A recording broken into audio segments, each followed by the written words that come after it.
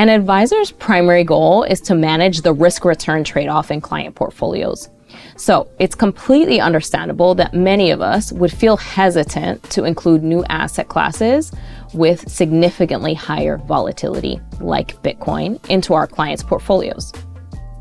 While it has been tempting to completely exclude Bitcoin, doing so might not be in our clients' best interests or long-term risk-return profile. We simply need to understand the risk, put it in context with the client's overall financial situation and goals in order to manage it well.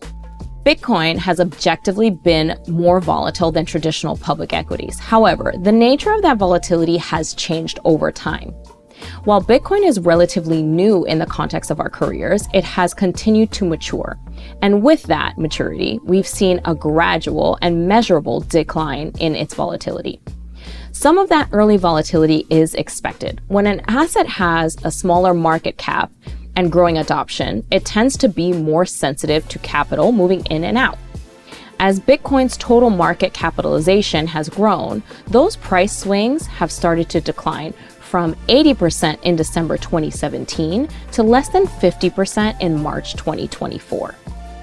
A 2024 iShares study found that Bitcoin's volatility is still 3.9 times higher than gold and 4.6 times higher than global equities. However, that same study also noted that Bitcoin's volatility is now in the same range as large cap tech companies like Nvidia, Meta, and Tesla.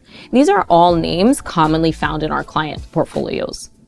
Additional research from 2024 on Bitcoin's derivatives market show that traders consistently price in more volatility than what occurs.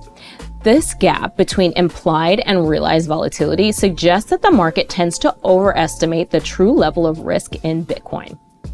As advisors, we know there is no free lunch, but investors have been well compensated for that risk. Over time, Bitcoin has delivered annualized returns of approximately 50%. A Bloomberg study found that between February 2020 and February 2024, Bitcoin's Sharpe ratio was 0.96 compared to 0.65 for the S&P 500. Its compound annual growth rate also significantly outperformed the S&P 500 at 58% versus 13.6%. Of course, volatility is still a factor, so how do we work with it? The key is following your client's risk tolerance. If your client is conservative, Bitcoin should not be a major position.